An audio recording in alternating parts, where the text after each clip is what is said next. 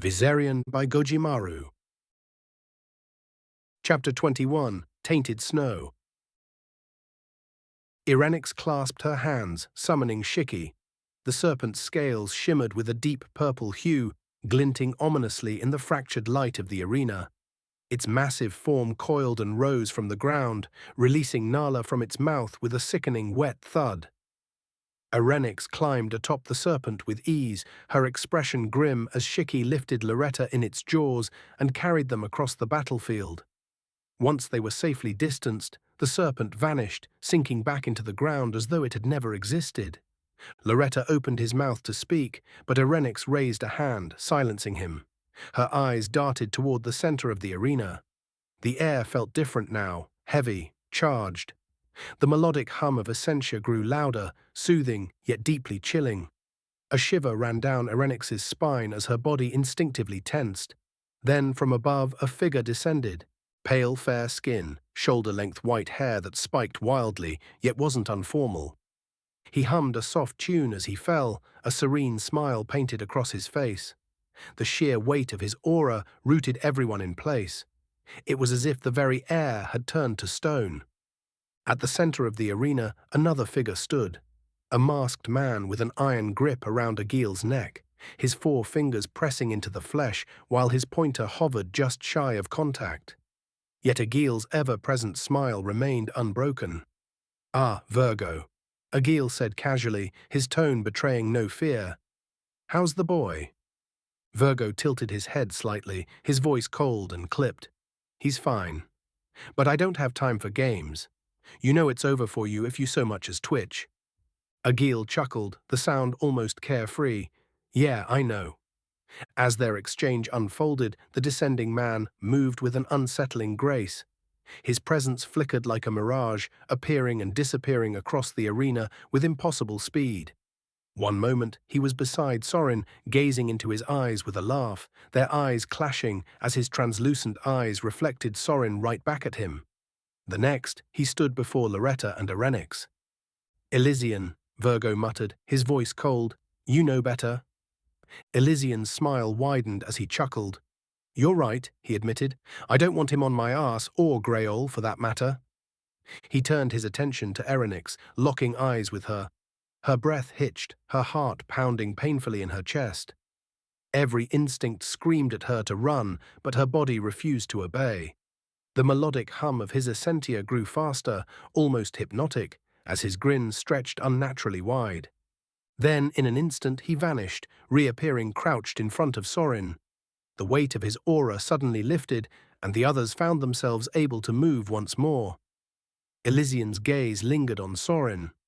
"Why didn't you take the offer?" he asked, his tone light, almost mocking. Sorin scoffed. "I'd rather die than work for your shitty organization." Elysian laughed, a low, dangerous sound. "Harsh words, Sage." The tension shattered as Nala bolted from her position, determination blazing in her eyes. Her heartbeat thundered in her ears, drowning out the hum of Essentia. Each step felt heavier than the last, but she pressed forward, her mind racing with a single thought. "If I can distract him long enough, Agil can save us all." She leapt into the air, aiming a feint at Virgo, hoping to confuse him. But before her strike could even begin, his hand shot out with terrifying precision, gripping her ankle like a vice. The moment his fingers closed around her leg, a searing pain ripped through her body. It felt as though fire and ice clashed beneath her skin, shredding her nerves. Nala screamed, her voice raw and primal as cracks began to spiderweb outward from his grip. Her skin split open like fragile glass, the fractures glowing faintly as if her very essence was being drained. Virgo tilted his head, his expression cold and detached, watching her writhe in agony. The cracks deepened, widening into jagged fissures. Blood seeped from the edges at first, but then it stopped, her veins turning dry and brittle, disintegrating into nothingness. Her screams grew hoarse as the fractures reached her knee, and then higher, creeping like death's hand along her thigh. The horror intensified as the first flakes of her body began to fall. Pieces of her flesh, pale and ashen, crumbled away in soft, weightless fragments. Her toes disintegrated first, followed by her foot, then her lower leg. The ash scattered into the air, vanishing before it even touched the ground. No. Nala choked, her voice cracking with pain and terror. Her hands clawed desperately at her leg, as if trying to hold herself together, but her fingers crumbled under her own touch. The ash spread upward, consuming her torso. Her ribcage became visible for a fleeting moment, the exposed bone cracking and fracturing before it too turned to dust. Her eyes met Erenyx's for a split second, wide with fear and desperation.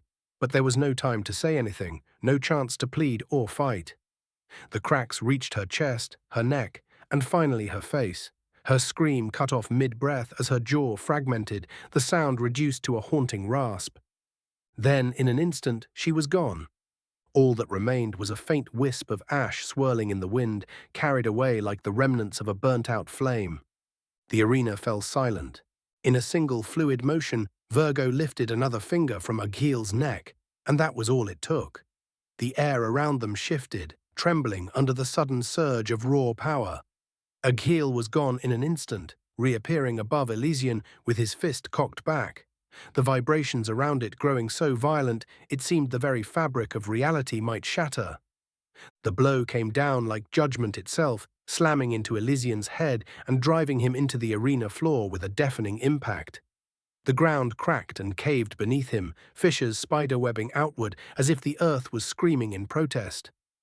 The air rippled violently, a forceful gust exploding outward and disorienting everyone nearby. The reverberation of the strike hung in the air, sharp and absolute. Before the dust even settled, Agil twisted again, his body a blur of motion. But in that same heartbeat, Virgo's voice cut through the chaos.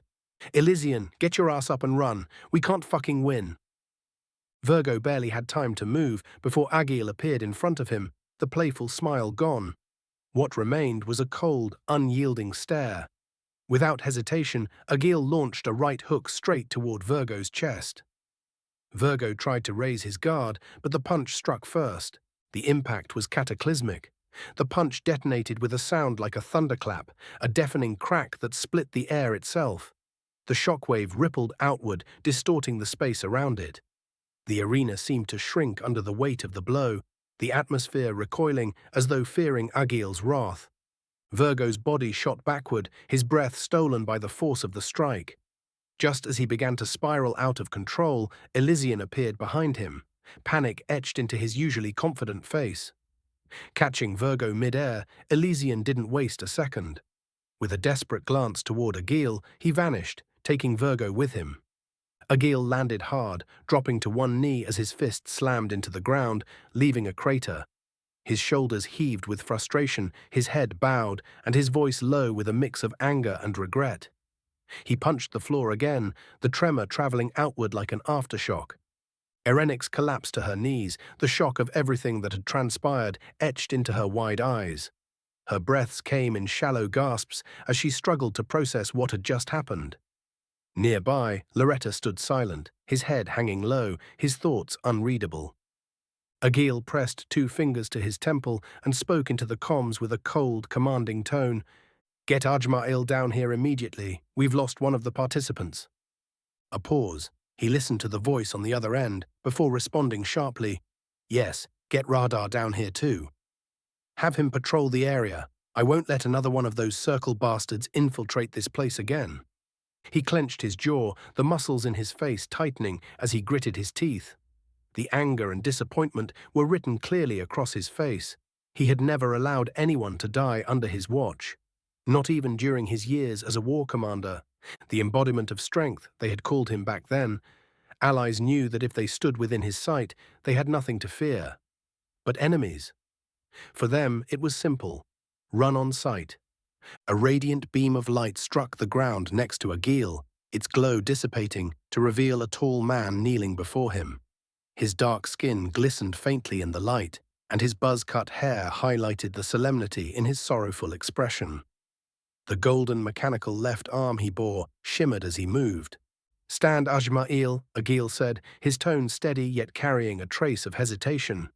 After a brief pause, he asked, "Do you think you can revive someone killed by Virgo?" Ajmail rose to his feet, his gaze lowering as his voice trembled. "Did Dem Shiel? No, I'm sorry. Once Virgo reduces something to ash, I cannot bring it back.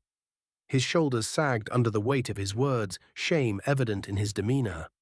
Agil's jaw tightened, but he placed a firm hand on Ajmail's shoulder. Head up, boy. You've done no wrong. Go tend to the participants. Thank you. Ajmail nodded deeply before disappearing in a flash of light, reappearing a moment later beside Sorin.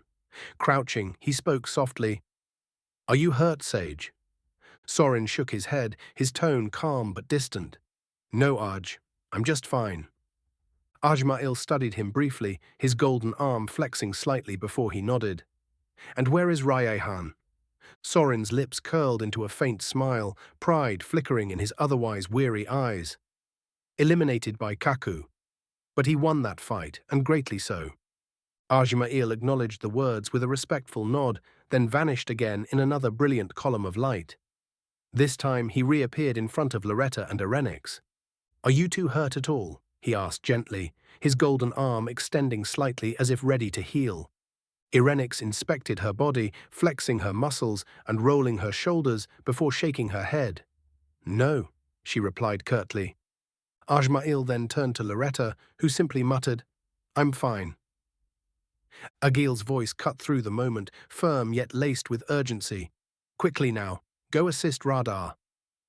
Without hesitation, Ajmail disappeared into another pillar of light, leaving the group in heavy silence. Agil stepped forward, his usual confidence tempered by visible unease. I'm sorry, he began, his words faltering as he glanced at each of them. I didn't think things would get this bad. The mighty embodiment of strength trembled slightly, his fists clenching at his sides. His regret was palpable, but before it could fester, Sorin spoke up, his voice calm yet firm. They were part of the circle, Sorin said, crossing his arms. There wasn't much we could do, especially with Demshiel holding you by the throat like that. Agil's eyebrows shot up, his stern expression briefly giving way to surprise. You know about the circle? And Demshiel? Sorin sighed, the weight of unspoken knowledge pressing heavily on his chest. Yeah, I know more about them than I'd like to admit. Elysian, too.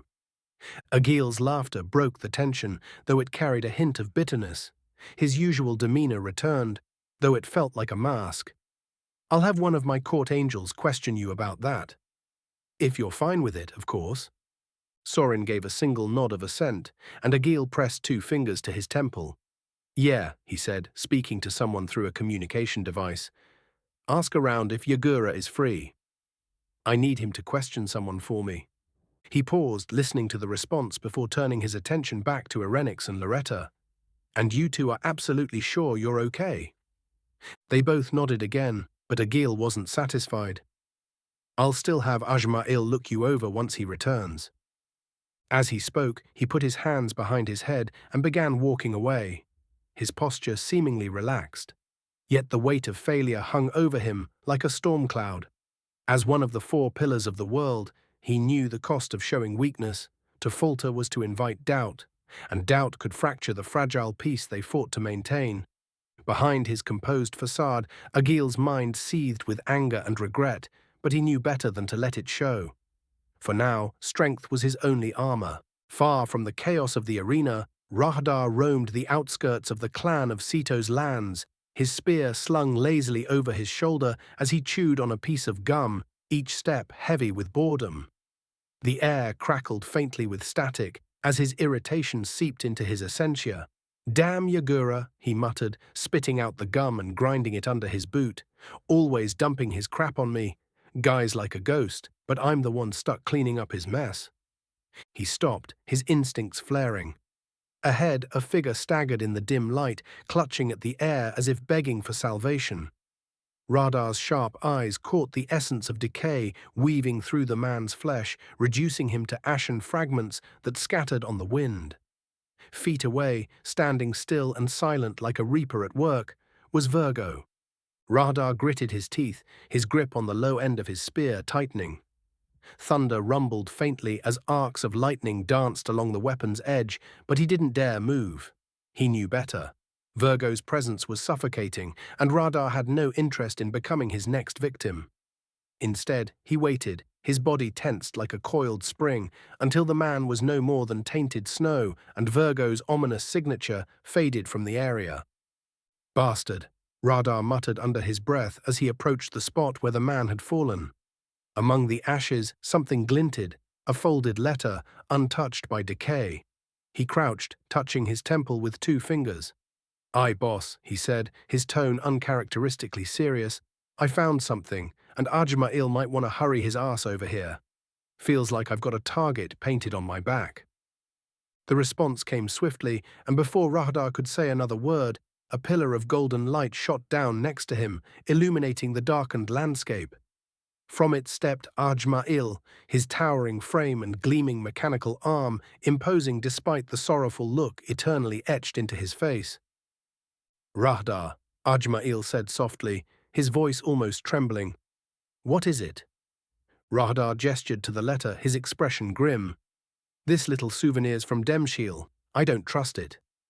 Might disintegrate the second I open it. Be ready to reverse it if that happens." Ajmail nodded and knelt beside him, his golden arm glowing faintly as he prepared to cast his magic. With careful hands, Rahdar unfolded the letter. The words were simple but chilling. "This is only the beginning. The Circle has many plans for this great world. The second Song of Ash is on its way. You've been warned."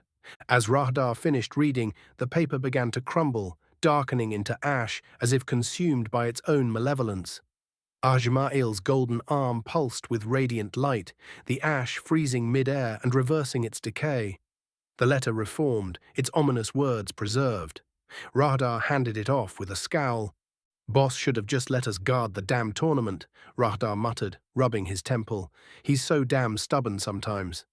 Ajmail barely heard him, his eyes fixed on the letter, the weight of its warning clear in his furrowed brow. "I could have saved the girl," he said quietly, his voice breaking, "if I'd been there sooner." Rahdar clicked his tongue and set a firm hand on Ajmail's shoulder. "Listen, Aj, you can't save everyone. You're not omnipresent. Hell, imagine if it was me or one of the others getting sliced up.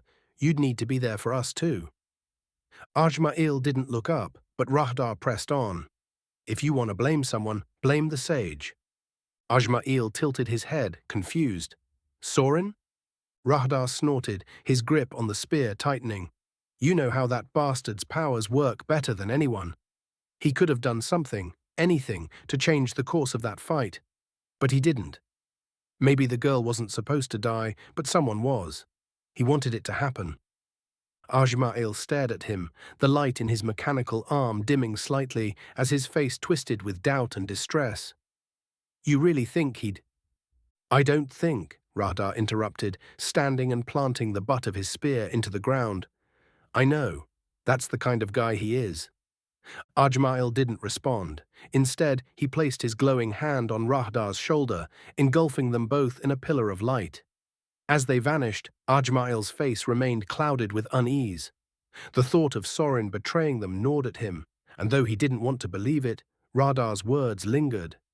The second Song of Ash was coming, and trust, once shaken, would not so easily mend. Inside a dimly lit room, a round table dominated the space.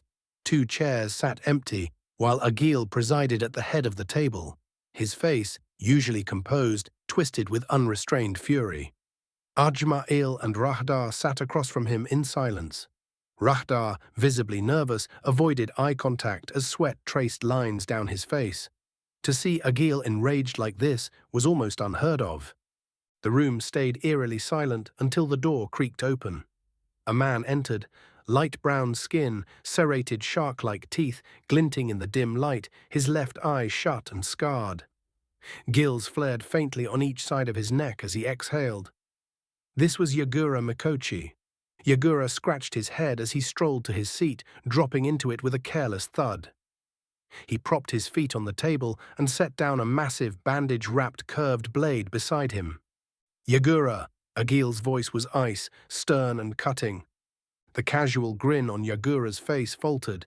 He quickly fixed his posture, realizing the gravity of the situation. "The one person I ordered to be present at the Tournament of Dawn. Where the hell were you?" Agil's fist slammed into the table, cracks spiderwebbing outward from the impact. The force of his anger silenced any retort Yagura might have had.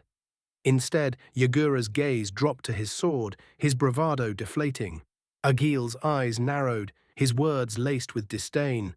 That gluttonous sword has done you no good since the war. Yagura's apology came in a soft murmur, his voice almost drowned by the tension in the room.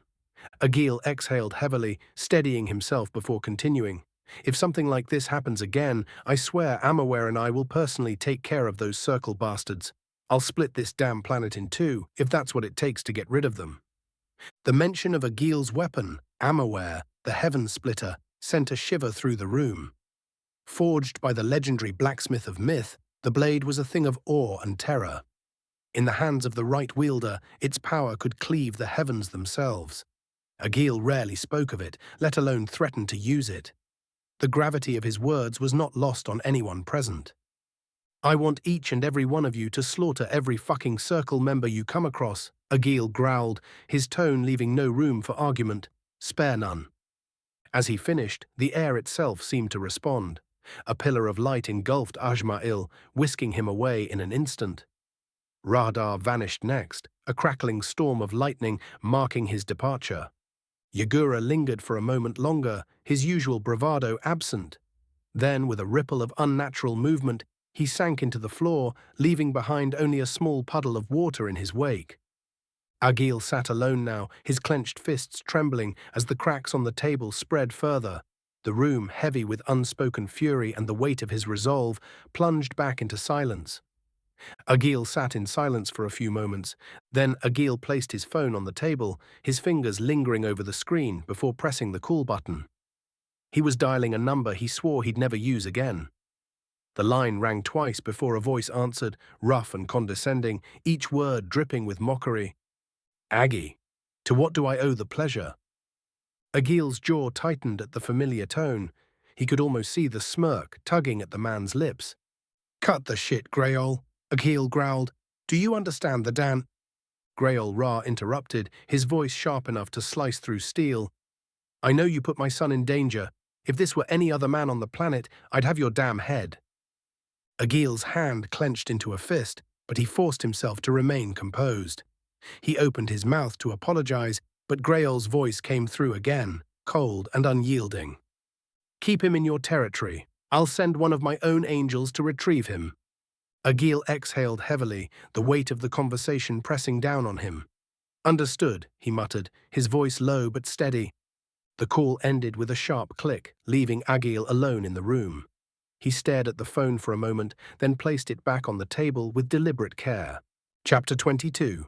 Sickness in Strength.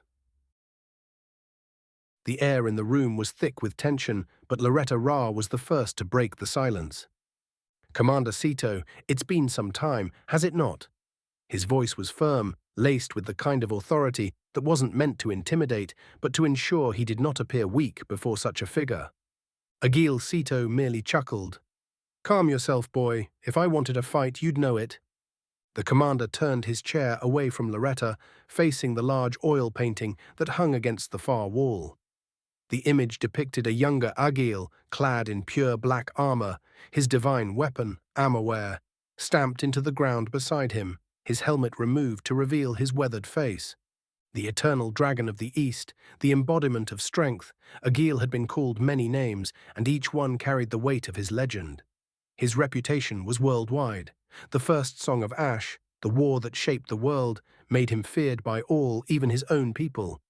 The battle between the powerhouses of the clan of Sito and the Order of the Sun was akin to a calamity descending upon the planet. And Agil was that calamity. Without turning away from his portrait, Agil spoke. Your father, how has he been, boy?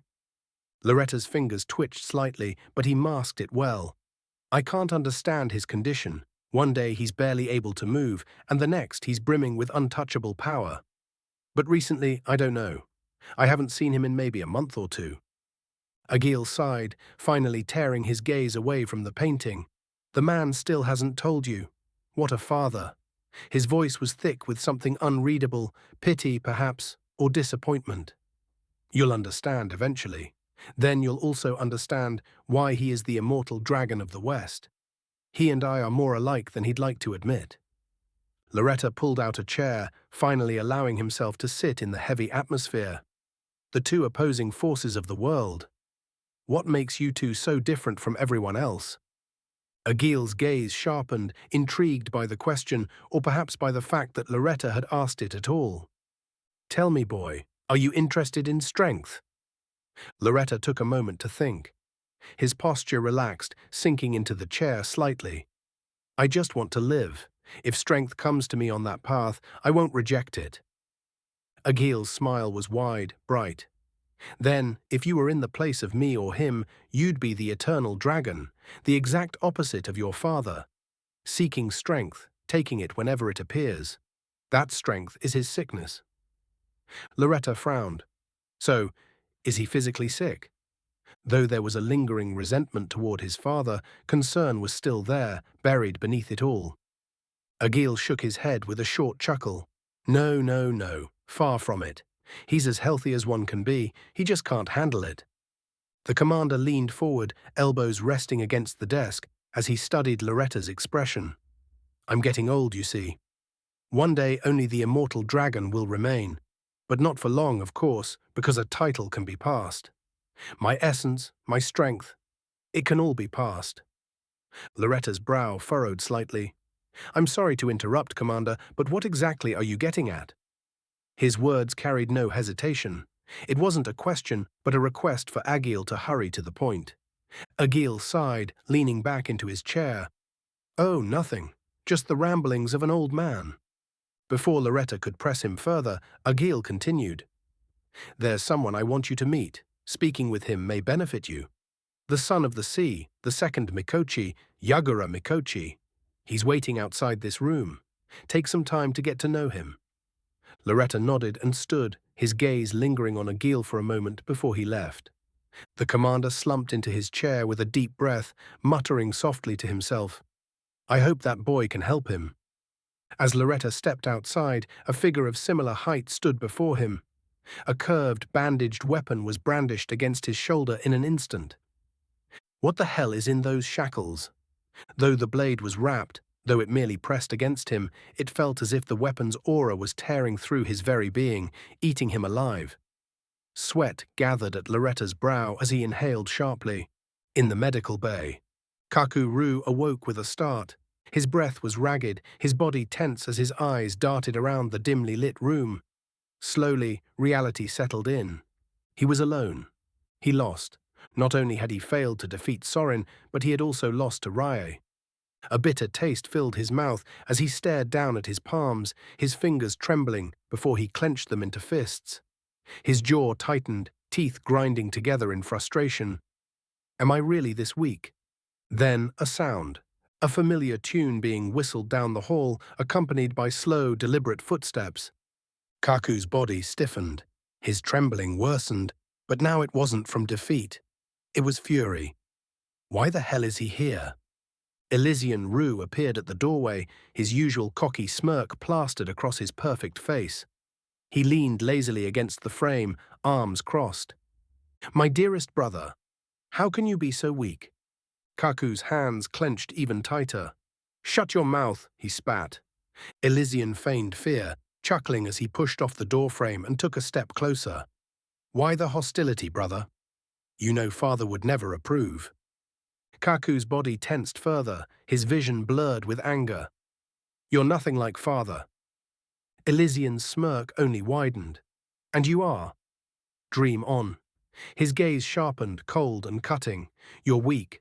A stain on the Rue family. The words dug deep, not because they were cruel, but because Kaku had whispered them to himself only moments ago. Hearing them from his brother's lips made them all the more painful. Elysian turned away, whistling that eerie tune once more as he walked down the hall, flickering in and out of visibility until he vanished entirely. Kaku gritted his teeth so hard he thought they might crack. The window beside his bed shattered as he launched himself through it, landing on the ground below. His heart pounded, not from fear, but from resolve. I can't be weak anymore. The city limits lay behind her as Erenyx stood beneath the vast night sky, her silver locks shimmering under the full moon's glow. Her gaze lingered on the celestial body above, lost in thought. Finally, I'm going home. She hoped she had met her grandfather's expectations. Without another word, she leaped into the air, her hands forming the hand sign for Zeus. A thunderous clap of lightning split the silence, and in its wake, the massive form of the Thunderbird materialized beneath her. Power radiated from its shimmering form as it let out a piercing shriek, and in the next instant, they soared into the night with breathtaking speed. Usually, flying like this was liberating, a moment of pure freedom where the world below became nothing but a distant memory. But this time, Erenyx's face was set in a cold, unreadable mask. Weakness. It's a plague. Once it gets into your mind, it infects everything. Her hands gripped Zeus's feathers tightly as her thoughts turned dark. Sorin Leos, a man whose power she could barely comprehend, yet he had overpowered her as if she were nothing. Agil, the strongest man on the planet. That fact alone was insane. That boy, the one who took out Kaku. She never even got his name, but even his strength was overwhelming. And then, the invaders. Their mere presence had frozen her in place, reduced her to nothing more than a helpless spectator. She hadn't fought, she hadn't resisted, she had pleaded. Erenyx gritted her teeth. A surge of energy crackled through Zeus as she pushed him faster, the wind whipping violently around her. Staying weak is not an option. The circle was beginning to move. No one knew what they wanted, who they would attack, or when they would strike. She wasn't looking to get involved. But sitting around, waiting for fate to decide her role, that wasn't an option either. The eerie wails of the weeping forest echoed below as she approached, the ghostly cries of its victims filling the night air. As she descended, the massive trees bent to her will, parting like obedient sentinels to reveal a direct path to her home. And then a familiar sound reached her ears, the rhythmic clash of energy against metal. Her heart leapt. Blade. He's working. A rare, genuine smile spread across her face as she hopped off Zeus, her boots landing softly against the forest floor. But then, a hesitation. Am I even worthy to face him right now? She exhaled. Number weakness is not an option. Just as she was about to step forward, a voice resonated in her mind. And what use will standing outside like that have? Erenyx chuckled. I could never hide from him. With a smirk, she pushed open the door and stepped inside. Blade, she called, giving a playful wave. The man before her, usually composed and unreadable, turned to face her with a genuine smile. The energy-forged mallet in his hands dissipated into the air, and with slow, fluid movements, almost like a dance, he raised his arms and untied his long black locks, letting them cascade down his back like living serpents. Then, without hesitation, he stepped forward and pulled her into a firm embrace. Don't ever doubt yourself, he said. This time he spoke aloud, not through the mind. Erenyx felt a single tear slip down her cheek. She had promised herself she wouldn't cry anymore. She had made that vow as a child, yet here she was. Blade pulled away, his eyes calm but resolute, his voice returned to her mind. I have something for you? Erenyx quickly wiped her face, her lips parting in surprise. Blade clasped his hands together, energy dripping from his fingertips like liquid light. Slowly he pulled them apart. A weapon began to take shape. The staff was deep obsidian, rough yet uniform, perfect to hold. Intricate lines of glowing energy swirled around its length, pulsing from tip to blade in mesmerizing patterns. And then the scythe's blade emerged, a sleek, glowing white edge, shining with a light reminiscent of the moon itself. Erenyx stared, breath caught in her throat. The weapon radiated an almost celestial presence, as if it had been forged beneath the very moon she had just flown under. Blade lowered his hands, and the scythe hovered in front of him, suspended just slightly above the ground. Erenyx reached out. The weapon repelled her. She gasped, stepping back in confusion. Blade chuckled. Not yet, of course. We still have one more thing to do. A sly smile crept onto his face, and then he vanished. But Erenyx already knew where he had gone. Without hesitation, she turned and sprinted toward the training field. There he was. Blade stood with his hands behind his back, waiting. A thrill shot through Erenyx's veins. She stretched out her arms, and in a flash of light, her twin axes materialized in her grip. This might be my last battle with them. She took a deep breath. I better make it count. Blade moved first. For the first time ever, he took the initiative. He dashed toward her with terrifying speed, flipping into the air, his leg coming down like a meteor. Erenyx's instinct screamed. Blocking was suicide. She dodged, stomping her foot into the ground. A pillar of earth erupted beneath Blade's falling kick, softening the impact. She saw her opening. She rushed in from behind, swinging her axe with all her might. Blade didn't even turn. He leapt over her, landing effortlessly. A swift motion, a simple movement. Her balance was gone. Her legs were swept out from under her. And before she could react, a fist was flying toward her chest. Erenyx threw up an earth dome in desperation. It shattered instantly. But she was ready. Her axe swung. Blade's eyes flickered toward it, disarmed. The axe left her hand before she even registered what had happened. Damn it, but she still had one more card. Her free hand flashed in the Zeus hand sign. A massive column of lightning rained down from the sky, striking Blade square in the back. The battlefield flashed white. Erenyx dashed forward. Blade lifted his head. His aura exploded. Zeus stopped. The Thunderbird, her summon, her creature of lightning, turned against her. Blade had overwritten Zeus's command with sheer fear. And then, the moment Zeus touched her, everything went black. She was still on the battlefield. Physically. But in her mind, she stood before a colossal version of Zeus. Many miles away, long before Erenyx's return home, another battle was about to begin. Yagura Mikochi's blade pressed cold against Loretta Ra's shoulder. The young swordsman didn't flinch. His expression remained unreadable, his voice even. Her name is Sul. His golden eyes flickered slightly. The soul of a goddess is trapped within these shackles. Yagura tilted his head. And how did that happen? Loretta exhaled softly. One day, as I watched the sunset, a searing pain ran through my body. Before I could react, the shackles locked onto me. He flexed his fingers, the silver chains faintly glowing under the dim light. I've been stuck with her ever since. Yagura studied him in silence, his expression unreadable. Then, without hesitation, he lowered his sword. Do you know how to control it? Loretta shook his head. Yagura let out a frustrated sigh. Damn it, Agil, got me babysitting again. With an annoyed wave of his hand, he turned. Follow me. Loretta obeyed without question. The training grounds. The facility was massive, built for warriors who had long since surpassed human limitations.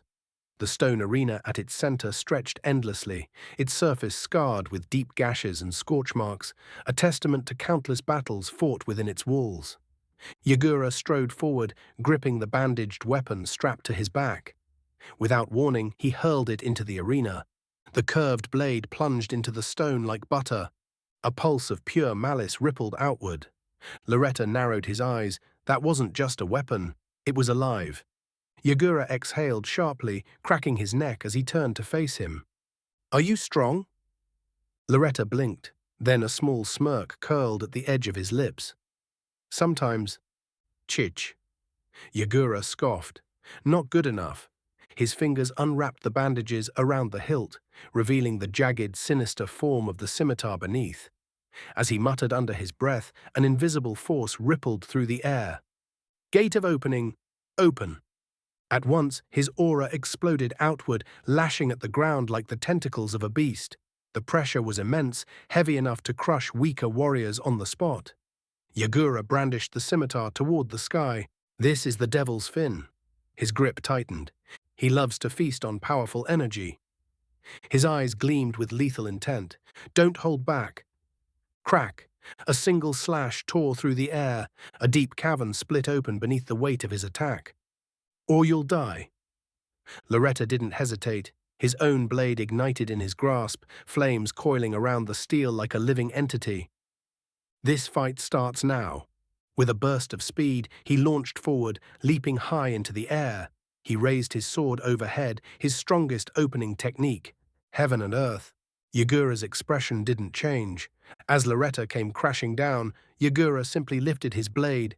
Shink, in one motion, he sliced straight through Loretta's flaming sword. The cut was effortless. Loretta's eyes widened. Impossible. Before he could react, Yagura's foot slammed into his stomach. The impact sent him flying. His body crashed against the cold stone floor, skidding backward.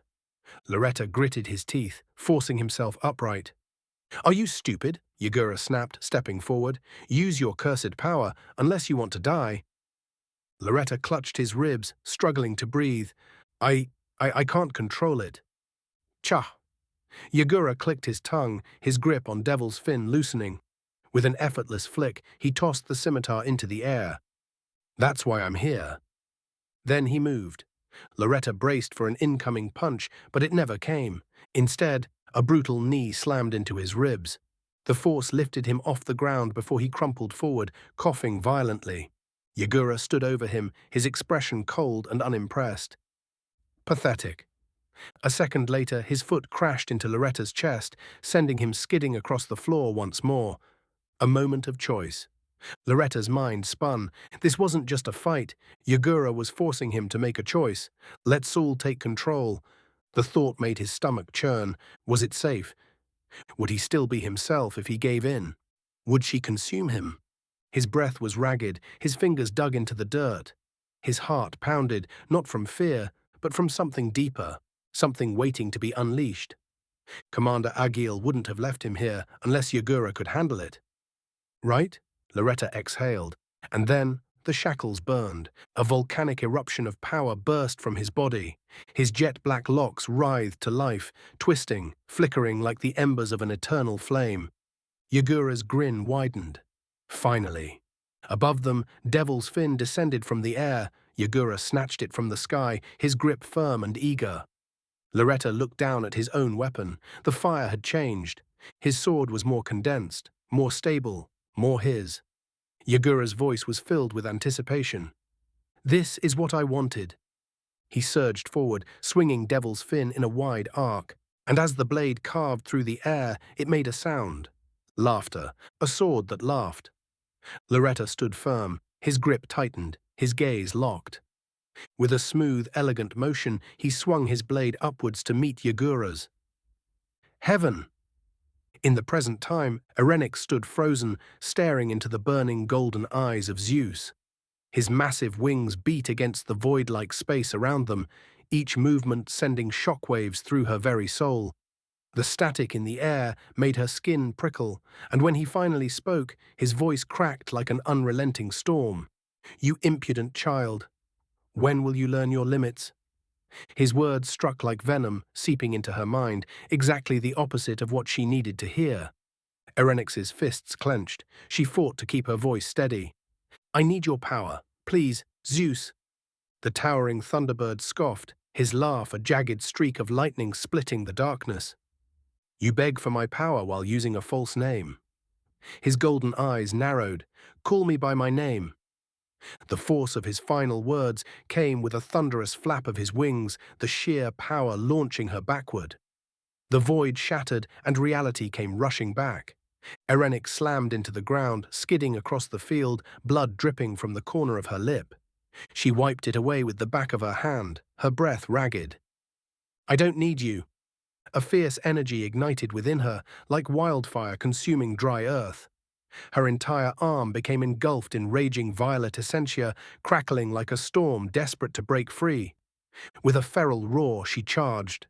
Her fist crashed into Blade's guard, the impact shaking the entire battlefield.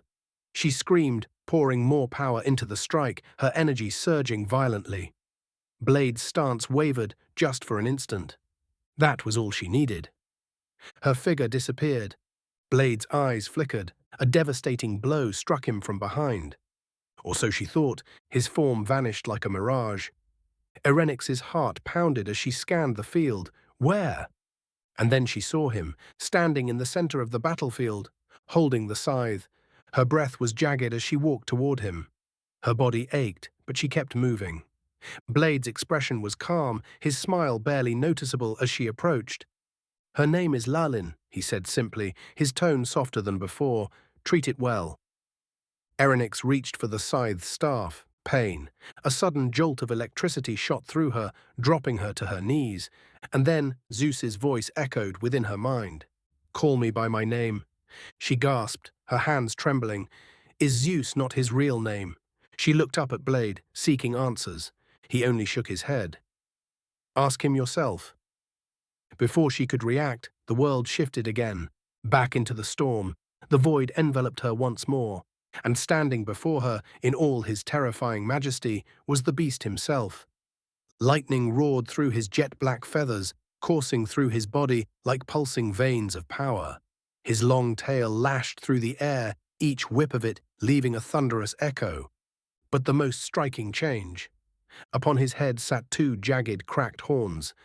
Electricity surged between them, sparking with untamed energy. Zeus number. This was not Zeus. A monstrous shriek tore through the void, shaking her very core, and then his voice. Endure the storm, or be devoured by it. A blinding beam of energy struck Erenyx with unrelenting force. The impact sent her hurtling through the vast expanse of her mindscape, a relentless storm of chaos that seemed determined to swallow her whole. Lightning rained down from the heavens above, each strike seeking her body like the wrath of a vengeful god. She twisted, contorted, evading the bolts as best as she could, her pulse hammering in her ears. She needed solid ground, she needed somewhere to stand. Just as the thought crossed her mind, the world around her shuddered. Her body plummeted, falling faster than she could comprehend until she crashed violently into the earth below. The shock of impact rattled her bones, but she was quick to recover.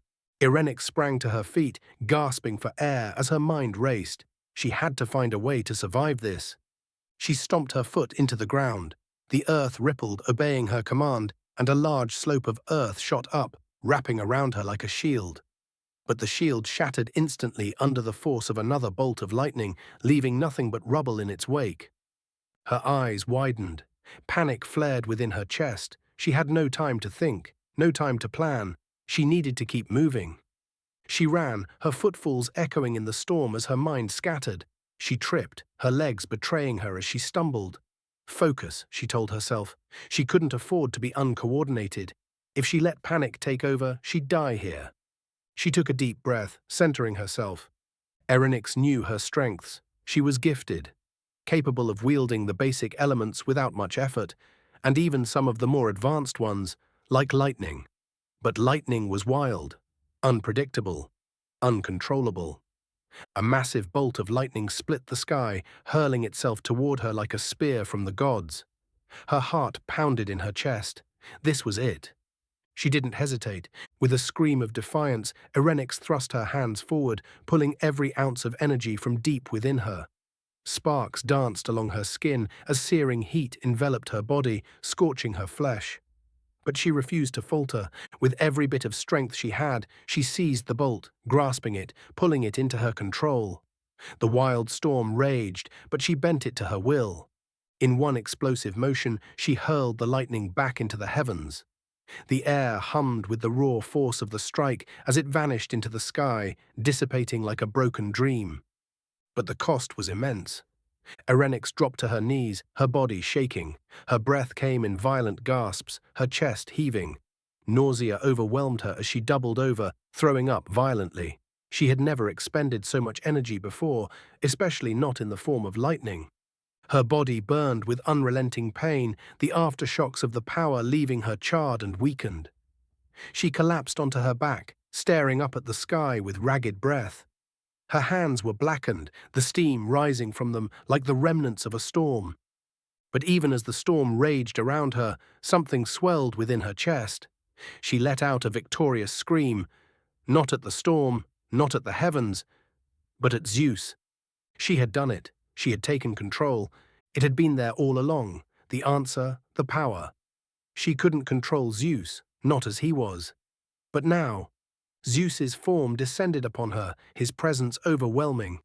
The thunder stopped, and for the first time in what felt like an eternity, silence stretched across the battlefield. "You've succeeded beyond my expectations, Erenyx." Erenyx's lips curled into a grin, though exhaustion weighed heavily on her. His words sent a rush of warmth through her veins. For the first time, he acknowledged her, not child, not as girl, but as Erenyx. I bestow upon you my name, Zeus continued, his voice now tinged with respect. Astrophaon, don't die using my power. With those words, the real world returned. Her body dropped to her knees, the weight of the power surge pulling her back into reality. Her breath was heavy, her muscles sore, her body burning from the inside out. Despite the pain, despite the overwhelming exhaustion, Erenyx's hand gripped Leylin's staff. She forced herself to look up, feeling the weight of the weapon settle in her grasp, her heart still pounding from the storm she had conquered. She wasn't just surviving anymore,